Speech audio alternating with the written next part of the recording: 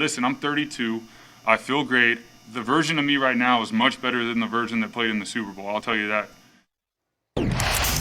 Our Chris Mortensen reported that the Colts will not add another QB. Quote, the Colts are not trading for Foles, Minshew, or Mariota at this time. Carson Wentz begins rehabbing his foot after 2 weeks.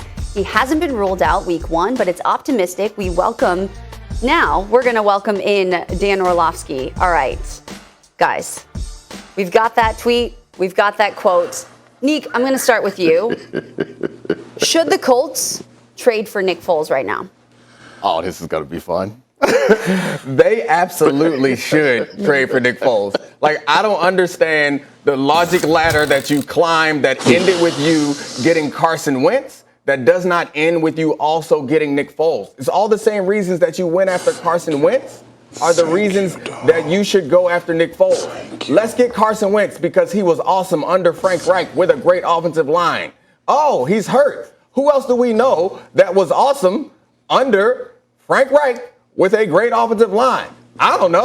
Let's look around the league. Maybe it's a dude named Nicholas Foles, and Nick Foles knows it also. That is why he was on TV flirting with your man, Wentz. He was showing all types of leg to Frank Reich. He was trying to steal him away, and that's fine. That's the way you have to do it because this roster right now is strong, and it may not be as strong next year. And if Carson has to miss 4 games early in the season or more early in the season and then take some time to get warm and get back into things, they may not make the playoffs even in that really, really bad division. And then next year, who knows? So you cannot go around planning for the distant future in this league. When it's time to go in, you go all in. You have a talk with Carson Wentz about his feelings, and then you call Nick Foles and tell him, come on home. That's it. Simple. The Colts shouldn't trade for Nick Foles. They won't trade for Nick Foles. Oh, they cut his mic because he ain't saying nothing worth hearing. My mic is on. Go ahead, Spears. Tell me why I'm right. Y'all hear me? Y'all hear me? Y'all hear me? Go ahead, Dan. Go ahead. Can you hear me? Go ahead, because we know you don't want Carson feelings hurt. His mic is dead unless he can communicate this in sign language. We're having some technical difficulties over here with Dan's mic. Yeah. So, Marcus, we're going to go with you. Yeah, let me just agree with Foxy before Dan come on here with this nonsense. Hold on. It's the same. I can do the Dan tape. Here you go. Bring Dan's face up, and I'll do it for him. Fudge no, guys. There's no fudging way that they should go do that. They put all their fudging faith into Carson Wentz. So why the fudge would they change that now? Carson Wentz is the man. He's only going to come back. He's only going to be out for 5 weeks, and he's not going to miss very much time. So stick with the fudging decision that you made. Foxy, I'm just waiting on them to tell me Jacob Eason and Sam Ehlinger can get them through the first 5 weeks because they so great. That's what I'm waiting for him to say. But here's the deal, man. Here's the deal. To your point, like Nick Foles, the whole conversation, the whole entire conversation was about what Frank Reich could recreate in Carson Wentz. So why in the hell the conversation ain't about what he can recreate in Nick Foles for 5 weeks potentially that he got to hold on in order for the Colts to still be in contention when Carson Wentz come back? The second part is,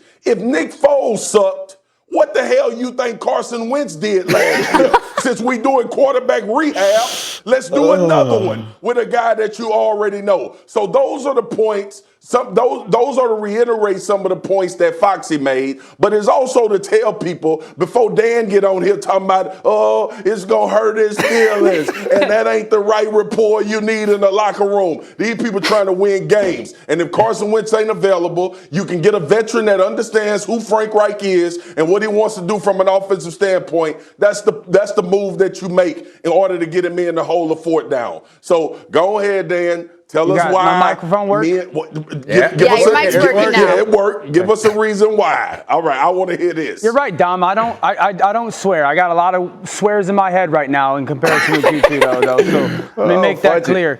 So you guys think that the Colts, first of all, the Colts ain't going to trade for Nick Foles, nor should they, okay?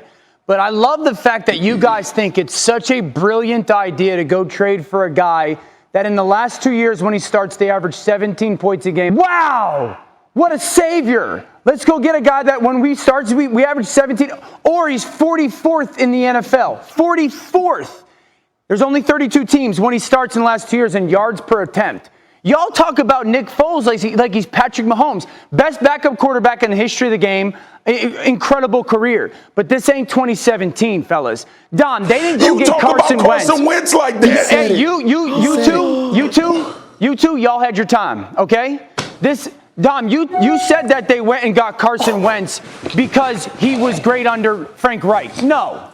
They went and got Carson Wentz because his talent makes him the potential to be great while also having the background with Frank Reich that helps the psyche get rebuilt. That's why. So the comparison to bring Foles in because of his background for Frank Reich doesn't correlate there. Number two, you guys talk like Carson Wentz and Nick Foles, player-wise, are on the same level. But with your own point. Are they on the same level, Dom? Are they on the same level? Okay. No, talent-wise, they're not on the same level. Now is their general manager MVP, another one's not. Their general manager, Chris Ballard, what has he said about the quarterback situation in Indy? He has said that they are looking for their young future at the position. That is not Nick Foles. So what do you guys do if you have to go give up a fourth-round pick? You have to go give up a fourth or a fifth-round pick for Nick Foles, and you got to pay him $10 million over the next 2 years, and then 4 weeks from now, Carson Wentz is able to go play. What do you do then? Tell me brilliant. Brilliant. What do you do then? I appreciate that you are accepting reality. So it's very simple. Carson Wentz, what is the major criticism of Carson Wentz? He is injury prone.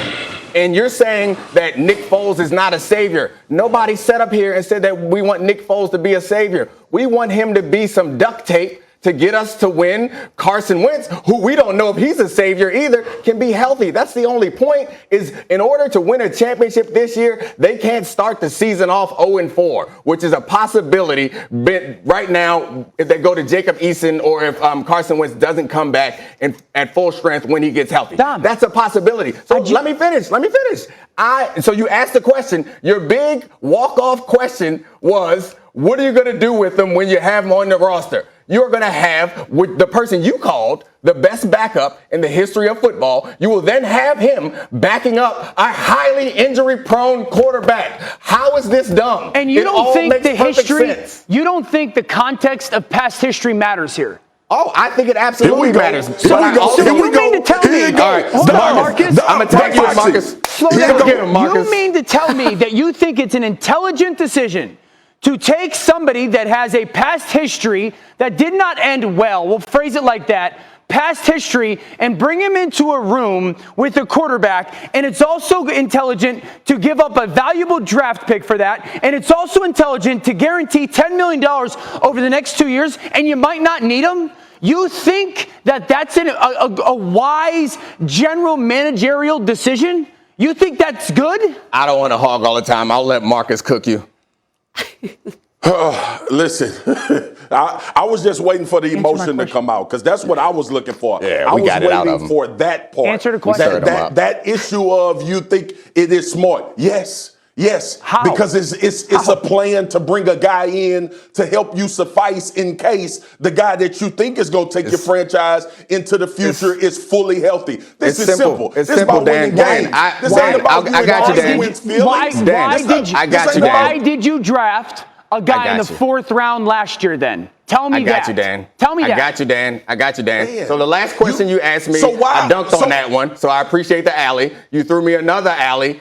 Being a quarterback in the NFL is very difficult. I don't know if you know anybody that could tell you about how hard it is. It's very challenging physically. It's very challenging mentally. Disrespectful. Oh, no, that was just a joke. That was just a joke. You obviously know it's very hard to play quarterback. But the point is, if you cannot survive a little bit of tension in the locker room, you're going to have a real hard time with all the other issues that come with playing football. I'm with you as far as being smart about the emotions of a locker room, but I don't think that you're bringing in somebody that stabbed him. You're bringing in a guy who won a Let's Super go Bowl. 0-4.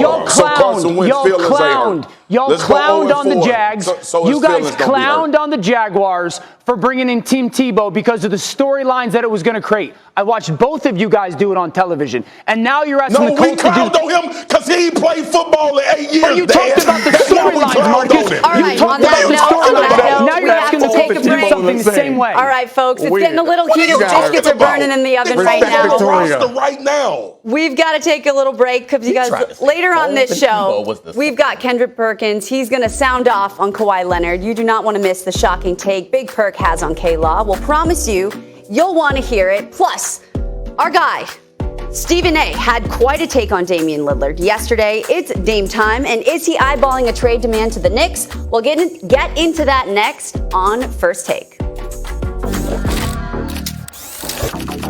You're asking